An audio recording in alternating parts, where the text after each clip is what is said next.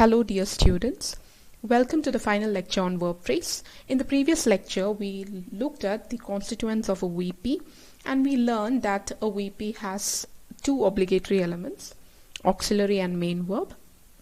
Then we also studied the components of an auxiliary. An auxiliary must contain tense and the tense should either be in present or in past. The tense can appear along with certain optional elements like modal, perfective, progressive. It can appear in many combinations. Now moving ahead, today we are going to look at the case of certain sentences in which the main verb is absent. So let's take a look at these examples. John is happy, Rama was the doctor. Okay, in such sentences, the subject component of the verb is called a copula.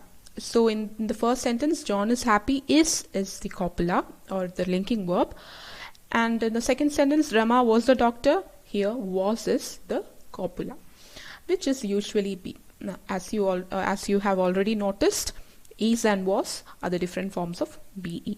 The word required to make the sense of a verb complete is called the complement of a verb. So happy and doctors are the complement of the verb. A complement is usually a noun or an adjective. So it is either a noun or an adjective. When the complement describes the subject, it is called a subject complement. Okay, when the complement is about the subject, it is called subject complement. For example, John became a doctor. Here, doctor complements John. So John became a doctor. He seems excited. So excited is about him. When the complement describes the object, it is called object complement. For example, they made him the captain of the team. So the later part of the sentence is not about they, but it is about him, the object of the sentence. So such complements are called object complements. Other copulas may be grouped into two classes according to the role of the subject complement. That is whether it refers to a current attribute. That is if the complement is speaking about the subject or an attribute resulting from the event described in the verb. That is, if the complement is a complement of the verb. They are called current copulas and resulting copulas. So these copulas are divided into two, current copulas and resulting copulas. Current copulas are stative. That means they don't undergo any change. That is, they describe conditions or states that are regarded as permanent or at least as extending over an unspecified period of time. As example, appear, feel, seem, etc. For example, he seemed happy. I feel sick. He appears to be a good person. So these are examples for current copulas and they are stative. They don't undergo significant change. Coming to the next type of copulas, that is resulting copulas. Resulting copulas are dynamic, as in they undergo change. For example, words like become, grow, turn, etc. Any word that follows a copula is called the be complement. So we learned different types of copulas. So BE's different forms also come under copula. Then we also looked at two kinds of copulas, current copula and resulting copula. Words like appear, feel, seem, become, grow, turn, etc. all come under such copulas. Let's take a look at the sentence. John is a teacher. Here is the linking verb or the copula, and a teacher is the subject complement, and it is the be complement of our sentence. So the sentence can be divided into two, NP and VP. And NP consists of noun, which is John. And now coming to the VP part, VP can be divided into three, auxiliary, copula, and be complement. And the be complement here is a noun, is an NP. Okay. Now auxiliary undoubtedly is present tense. Coming to the copula part, copula, so is a form of BE, so we are writing the original BE word here. Coming to the be complement, NP can be divided into two. The first part is determiner, and A comes under this determiner. As you all know, articles come under determiners. Coming to the next part, that is noun. Here the noun is teacher. So this is how you split a sentence. So coming to the next point, the be complement can be an NP, an adjective phrase, or an adverbial. Okay, so now let's take a look at some examples. Here's the winner. Here the winner is an NP and this is the copula here. So the winner is composed of a determiner and a noun. Next sentence, she's pretty. Here pretty is adjective and this is the linking verb.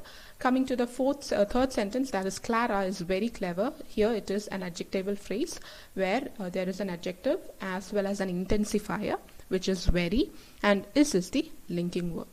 Next sentence is an example of an adverbial.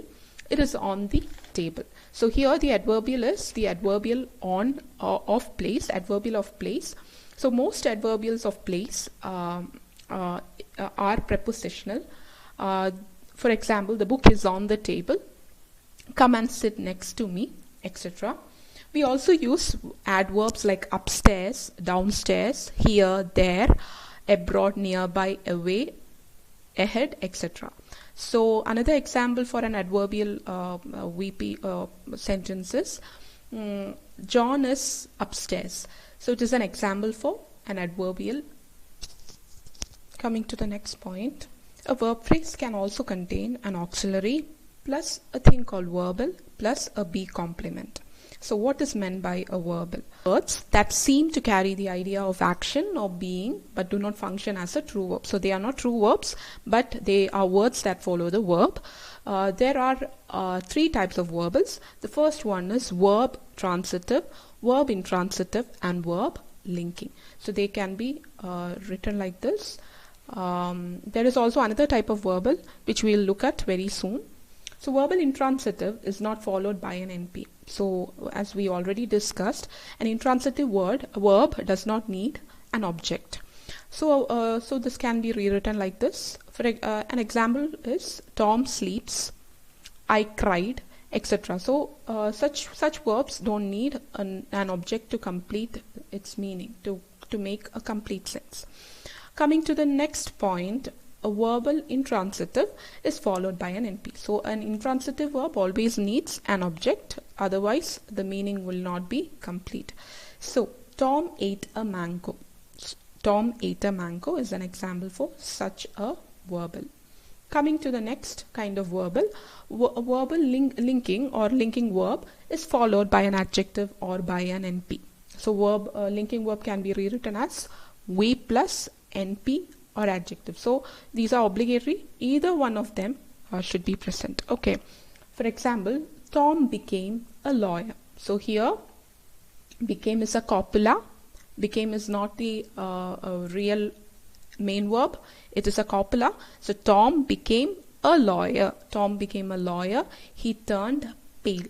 Okay. So here in the first sentence it is verb plus a lawyer is an NP. And he turned pale. He turned pale, it is pale is an adjective. So now let's try to understand these sentences using a tree diagram. So it is divided into two, NP and VP, and NP consists of only one noun, that is Tom. And coming to the VP can be divided into three. So as you all know, the auxiliary is past tense here. As the verb is became, it is past tense, and now became is a linking verb. So we write VLK here, and become is our VLK. Coming to the complementary part, complementary is composed of an NP. An NP can be divided into two here, a determiner and a noun. So which is lawyer. Okay. Coming to the next sentence. He turned pale. So we have divided it into two, NP and VP, and the NP consists only of noun, and which is he. Coming to the VP can be divided into three, auxiliary, linking verb, and be complement. So be complement is the word that appears after the verb. So auxiliary, verb, and be complement, and here the be complement is an adjective. Okay, so the auxiliary is past tense. Then the linking verb is turn, and the adjective is So this is how you draw a tree diagram of this particular sentence. As I already said, there is a fourth type of verbal called the middle verbs. Such verbs are followed by an NP and they cannot be changed into passive. So for example, that suits me. So if you notice, it's very hard to convert it into passive voice. The punishment fits the crime, etc. So has or have also belong to this class. For example, I have a pen. So a pen have I. So you cannot convert the sentence into passive voice. It's actually very difficult. So such verbs are called middle verbs. So middle verbs are verbs that are often followed by an NP and they cannot be changed into passive. So now let's look at the structure of a verbal. A verbal can be an intransitive verb, it can be an transitive verb, but a transitive verb will always be followed by an NP. It can be a linking verb, and a linking verb is always followed either by an adjective or an NP. And there is also a fourth type of verbal, which is middle verb, and the middle verb is always followed by an NP. So that's all about VP.